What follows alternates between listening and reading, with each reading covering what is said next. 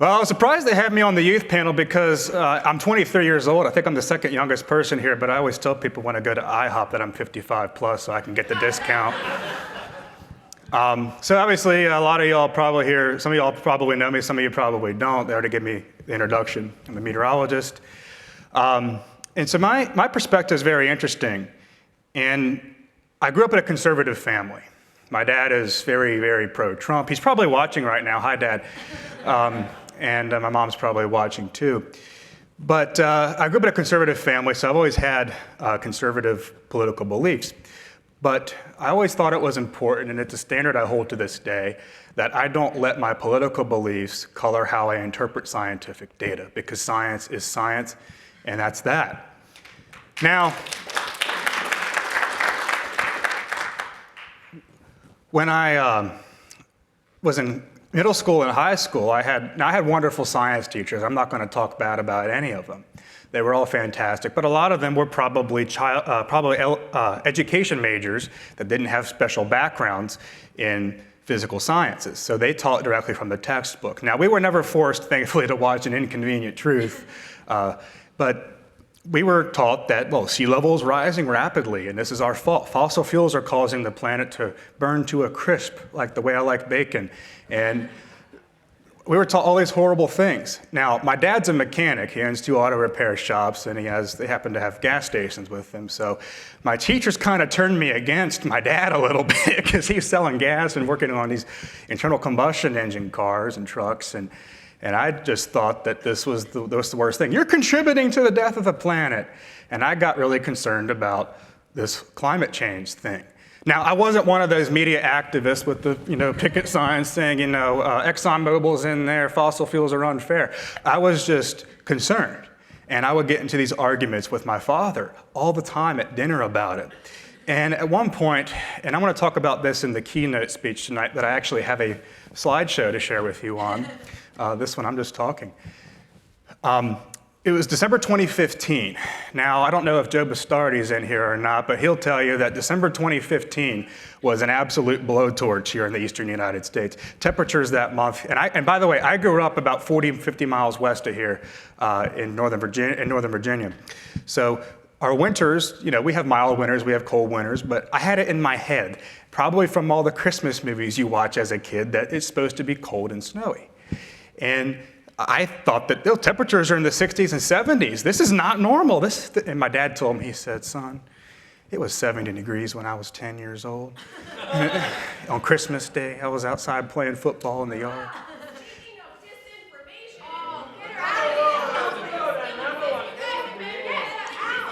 disinformation, I'm speaking. I'm speaking.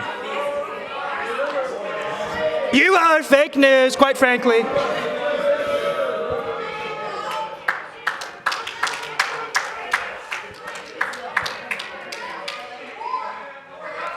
You're a total disgrace. Total disgrace, quite frankly. The worst, they say.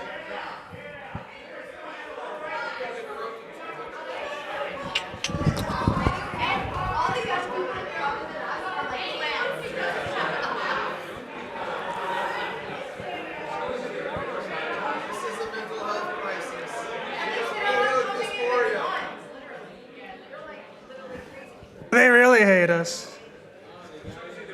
It's all the tremendous work we've been doing, and this is how they treat us. actually, come up here. You're a specimen. Let's ask you what you think. Yeah. Good job, Chris. You're on the board. Thank you.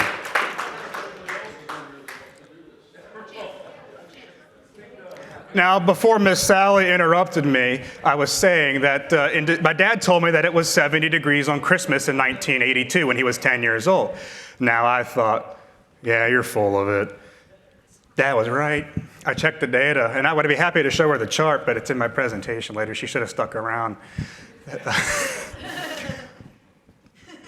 And when I saw that it was 70 degrees on Christmas in 1982 here in Washington, D.C., and 72 degrees in 1964, that got the wheels turning in my mind. I'm thinking, okay, well, this is not adding up. But I would continue to argue with my dad about it, and he would tell me climate occurs in natural cycles. We don't really have that much influence on it. And I thought he didn't know anything. In 5th grade, I had a teacher, and she was wonderful, wonderful, wonderful lady. And she told me that in 20 years from now, this is probably 12, 13 years ago now, don't ask me to do the math. I can solve a differential equation, but I can't do basic addition and subtraction. But she told me 20 years from then, DC is going to be underwater due to sea level rise. Now, at first I thought that was great because I don't have to go to Myrtle Beach. I can just drive 40 miles to DC, give me some palm trees, I'll be happy. But then I got really concerned, like, oh, this is bad, this is awful. And then we had Hurricane Harvey in 2017, very devastating flooding in the Houston area. Now, of course, I didn't know anything about city planning or the concrete or whatever, but I thought that was the worst hurricane ever because that's how the media reported on it. Then by some stroke of luck, I was scrolling through YouTube one day, and I came across a gentleman of the name of Tony Heller. And he used to do these videos on YouTube talking about how extreme the weather used to be in the 1930s and 1950s. 1900 Galveston hurricane, 1915 Galveston hurricane, Labor Day 35, Hurricane Donna 1960. The heat waves of the 1930s, they reached 121 degrees. In Steele, North Dakota, I think it was July 6, 1936. Incomprehensible level of heat. But the media never reports on that. Never. And I thought that, well, there's a big disconnect here. So that got me really interested in looking at what the actual data showed. Then I came across Joe Bastardi, and I became a really good friend of his. And then I came across more people. And more people, Roy Spencer and John Christie, who are probably my biggest inspirations for why I do what I do. And when I had the chance to meet Dr. Christie, I told him for the first time when I met him that he was my biggest inspiration because he always said that all science is numbers. And in real science, you have to measure things. And in real science, you have to collect observations and you have to describe the real world using that, not models. And so John and Roy, one of the things that they do is they build data sets from scratch that pretty much nobody else does in their field anymore. And that's why I do what I do, is I look at the data. What's the actual trends on extreme rainfall or heat waves or cold waves? The media will make a claim, or somebody like Dr. Michael Hockey Stick Mann will make a claim. And so I can look at the real world data. I can download it, put it into Python, make a chart, do some statistical tests on it, and see what the real data actually show. And as I started to do that on Twitter, which is where my biggest following is, I started to gain momentum. And a lot of people started following me, and people became really interested in me particularly because, I'm 23 years old now, but this was back several years ago. But people started following me of all ages. But one of my biggest demographics is actually 18 to 34-year-olds. It's close to 30-40% of my audience, depending upon the month, which is a lot bigger than it is on Facebook, where it is 65 plus. And I was really impressed that people my age or a little bit older were following me, because I think it helped to have a fresh voice, somebody that's younger, saying what these people that came before me, like Dr. Willie Soon and Dr. Will Happer, who I've gotten to know a little bit, that they paved the pathway for me to do what I do. And I get to bring this to a fresher generation, a younger generation of people, to bring them to team reality. Now, as I started to do this, and I surpassed tens of thousands of followers and over 100,000 followers, I got a lot of detractors, kind of like the protesters we had in here. And they would write in to my university. And by the way, I went to Millersville University. And I wanted to go to Penn State. I got accepted to Penn State, but Joe Bastardi told me, he said, Chris, you should go to Millersville. You'll have a lot better experience there. And I sure did, because I went to Penn State. Certain somebody was still there at the time, and I'm not really good with hockey sticks, so I probably would have been booted from their program. And people would write into my university and try to get me kicked out. They say, oh, Chris is a climate denier. Do you all endorse this? Is this what you're teaching your students? This is a disgrace. Chris needs to be kicked out of the Millersville meteorology program. And I would get, my professors would be bombarded with emails. They would have to have department meetings about me. University administration officials particularly didn't like me, and they probably shouldn't even say this, but I'm going to. I got nothing to lose. They didn't like me very much. And in fact, when I got called to testify to Congress last September with Roger Pilkey Jr. on the topic of weather modification and climate stuff, the university, there were people there that didn't like it very much, and they said, they emailed the meteorology professors, and they're like, do you realize that Chris is speaking to Congress? You know, they should be proud of that one of their students went to Congress to testify.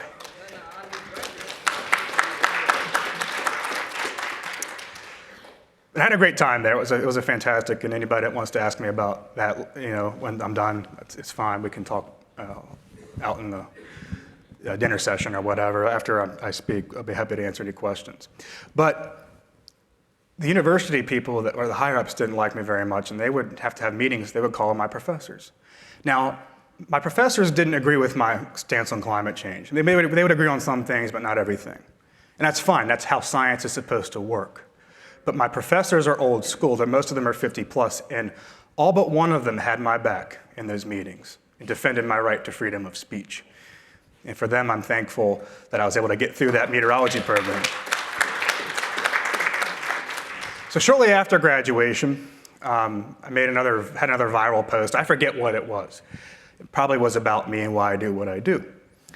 Well, this gentleman of the name of Chadwick Moore from New York City, he works for the New York Post. He came down to my hometown, and he interviewed me and wrote a profile, a whole column about it.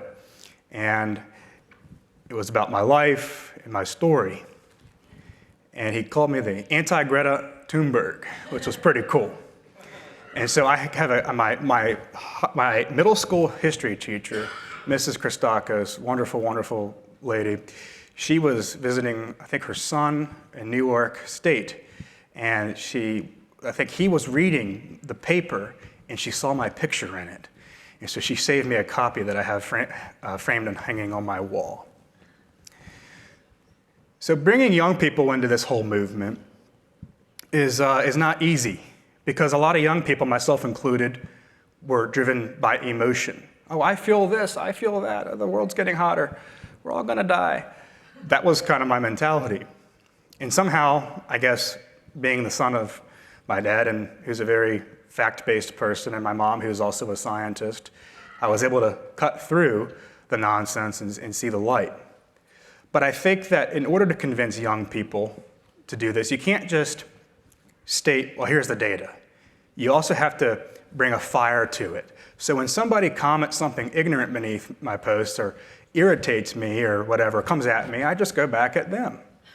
And people like that fighting, and it brings you attention, not always good attention, but it brings you your attention to other people and puts your posts in their feed. And young people kind of like that because there is a little bit of emotion there. You know, somebody calls me an idiot, I say, well, you're wrong. You didn't disprove me, son. And but people like that kind of content. They like that personal touch to it. And so if you can explain data in a way that has a personal touch to it, you can connect with younger people. Simply just stating, well, here's the numbers, hurricanes aren't increasing, that's gonna go right over somebody's head. And in fact, even with people that are generally on the left politically, I don't like to get into a whole lot of politics, but people on the left generally, when I testified to Congress, the ranking member, Representative Stansbury from New Mexico, she said that, well, we have our own, geoengineering experiment, which is climate change. We're pumping CO2 into the atmosphere, and we're having all these hurricanes and extreme weather. And I had a chart that I got from Colorado State University's data, and I held up a chart in the hearing, and I said, hurricanes are not increasing. So I showed her that data, but she didn't care. It just went right over her head. And that's the case when you're communicating to a lot of young people. So you have to have a personal touch to it. You have to be personable in a way that gets their attention. And that's what I do.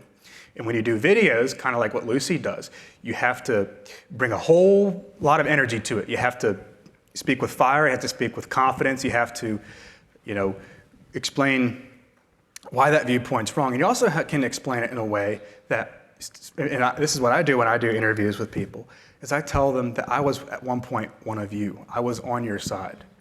But it was evidence that changed my mind. But it was also finding the right people that had a good message, had a good communication style. And I think that communication is really the key to bringing young people into this, our side of things, because I wasn't always on this side of the debate. So with that, I think that concludes my speech here for the youth panel, and I'll see you all at the keynote dinner later.